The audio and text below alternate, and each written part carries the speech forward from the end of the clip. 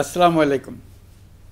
আজ আমরা পুরো জাতি একসঙ্গে স্মরণ করছি এমন এক দিন যা এদেশের ইতিহাসে গভীর ছাপ রেখে গেছে। 5ই আগস্ট শুধু একটি বিশেষ দিবস নয়, এটি একটি প্রতিজ্ঞা, গণজাগরণের উপাখ্যান এবং ফ্যাসিবাদী শাসন থেকে জাতির পুনর্জন্মের দিন। আজ আমি গভীর শ্রদ্ধার সঙ্গে স্মরণ করছি 1971 সালের স্বাধীনতা যুদ্ধের সকল বীর মুক্তিযোদ্ধাদের, যাদের আত্মত্যাগে আমরা পেয়েছি স্বাধীন সার্বভৌম বাংলাদেশ। 1971 সালে সাম্য, মানবিক মর্যাদা ও সামাজিক ন্যায় বিচার প্রতিষ্ঠার লক্ষ্যে এদেশের জনগণ সশস্ত্র মুক্তিযুদ্ধে অংশগ্রহণ করেছিল। লাখো প্রাণীর বিনিময়ে একটি স্বাধীন রাষ্ট্র প্রতিষ্ঠা হয়েছিল। কিন্তু স্বাধীনতার অর্ধ শতাব্দী পরেও এদেশের মানুষ সুবিচার ও গণতন্ত্র থেকে বঞ্চিত হয়েছে, বৈষম্যের শিকার হয়েছে। 2024 সালের উত্তাল জুলাই ছিল বাংলাদেশের ইতিহাসে এক সংকটময় অধ্যায়, 16 বছরের পুঞ্জীভূত ক্ষোভের বহিঃপ্রকাশ। এদেশের এই বিপুল সংখ্যক তরুণরা 16 বছর ধরে ক্রমাগত হতাশায় নিমজ্জিত ছিল। ভালো ফলাফল করেও চাকরির জন্য ক্ষমতাসীনদের দুয়ারে দুয়ারে ঘুরেছে। চাকুরিকে ঘিরে তৈরি হয়েছিল দুর্নীতি, স্বজনপ্রীতি আর তদবির বাণিজ্য।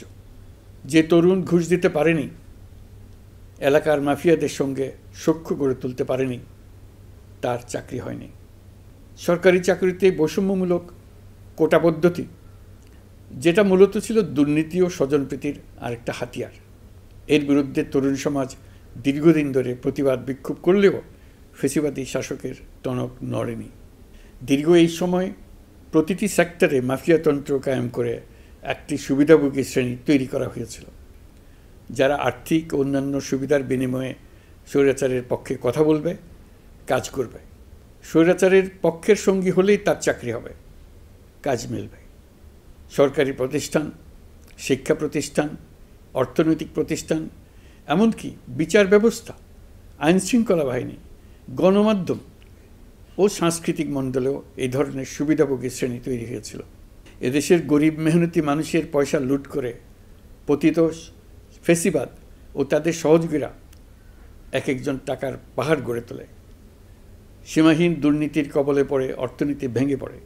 এই দেড় যুগে প্রতিটি ন্যায্য দাবি, প্রতিবাদ, বিক্ষোভ চলাকালে পুলিশের পাশাপাশি দলীয় সন্ত্রাসীরা অস্ত্র হাতে আন্দোলনকারীদের পিটিয়েছে।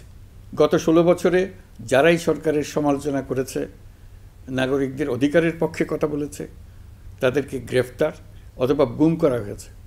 লাখ লাখ বিরোধী দলীয় রাজনৈতিক নেতাকর্মীদের নির্বিচারে আটক, গ্রেফতার করা হয়েছে। এই ভয়াবহ পরিস্থিতিতে 24 জুলাইয়ে দেশের ছাত্র সমাজ, তরুণ প্রজন্ম, সাধারণ মানুষ সবাই একত্রিত হয় এক নতুন দিনের প্রত্যাশায়। সমস্বরে তারা বলে ওঠে, এবার ফ্যাসিবাদকে যেতে হবে। তবু দেশের মানুষের বুকে গুলি চালিয়ে শেষ পর্যন্ত ক্ষমতা আঁকড়ে ধরে রাখতে চেয়েছিল ফ্যাসিবাদী সরকার। তারা নির্বিচারে গুলি করেছে, গ্রেপ্তার করেছে, ইন্টারনেট বন্ধ করে হত্যাকাণ্ডের তথ্য লুকাতে চেয়েছে। রাতের অন্ধকারে এলাকায় এলাকায় অভিযান চালিয়ে ছাত্রদের আটক করেছে। গুলিবিদ্ধ আহতদের তারা হাসপাতালে চিকিৎসা নিতে দেয়নি। হাসপাতালগুলোকে নির্দেশ দেওয়া হয়েছিল যেন আহতদের ভর্তি না করা হয়। এ কারণে বহু মানুষ চিকিৎসা না পেয়ে চিরতরে দৃষ্টি হারিয়েছে, পঙ্গু হয়েছে।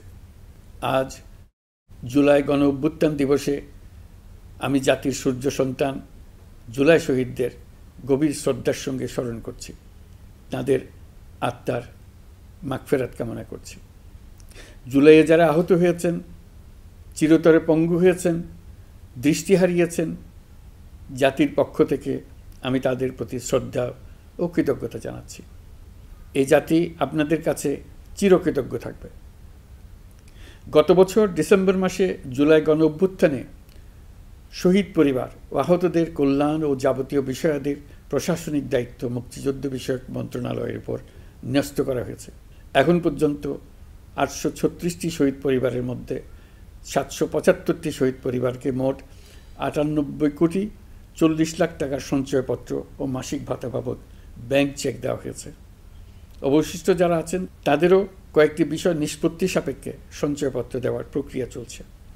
এর পাশাপাশি আহত 13,800 জন জুলাই যুদ্ধকে 3টি ক্যাটাগরিতে নগদ টাকা ও চেক বাবদ মোট 153 কোটি 4 লাখ টাকা প্রদান করা হয়েছে। এর মধ্যে 78 জন অতি গুরুতর আহত জুলাই যোদ্ধাকে সিঙ্গাপুর, থাইল্যান্ড, তুরস্ক এবং রাশিয়ায় উন্নত চিকিৎসার জন্য পাঠানো হয়েছে এবং চিকিৎসা ব্যয় বাবদ এ পর্যন্ত 97 কোটি 50 লাখ টাকা ব্যয় হয়েছে। জেলা উপজেলা পর্যায়ে সকল সরকারি হাসপাতাল বা ক্লিনিক বা স্বাস্থ্যকেন্দ্র, মেডিকেল কলেজ হাসপাতাল এবং সরকার কর্তৃক নির্ধারিত বিশেষায়িত হাসপাতালগুলোতে সকল শ্রেণীর আহত জুলাই যোদ্ধাদের অগ্রাধিকার ভিত্তিতে বিনামূল্যে চিকিৎসা সেবা দেওয়ার সিদ্ধান্ত হয়েছে। সরকারের পক্ষ থেকে জুলাই শহীদ ও আহতদের জন্য আরও নানা উদ্যোগ নেওয়া হচ্ছে। তবে জুলাইয়ের মহানায়কদের আত্মত্যাগ তখনই সার্থক হবে যখন এই দেশকে আমরা একটি সত্যিকারের জনকল্যাণকর দেশ হিসেবে গড়ে তুলতে পারব। আজ আমরা কেবল অতীত স্মরণ করতে আসিনি, আমরা একটি শপথ গ্রহণ করতে এসেছি। শপথ এই, আমরা কোনো ধরনের নিপীড়নের কাছে মাথা নোয়াব না। আমরা প্রতিষ্ঠা করব একটা জবাবদিহিমূলক, মানবিক, গণতান্ত্রিক এবং বৈষম্যহীন রাষ্ট্র, এমন রাষ্ট্র যা সবসময় জনকল্যাণে কাজ করবে। জুলাই শহীদদের আত্মত্যাগ আমরা বৃথা যেতে দেব না। তাদের আত্মত্যাগই হবে আমাদের পথ চলার প্রেরণা, তাদের স্বপ্নই হবে আমাদের আগামী বাংলাদেশের নির্মাণ রেখা। আজকের এই দিনে এটাই হোক আমাদের শপথ। মহান আল্লাহ আমাদের সহায় হন। আল্লাহ হাফিজ।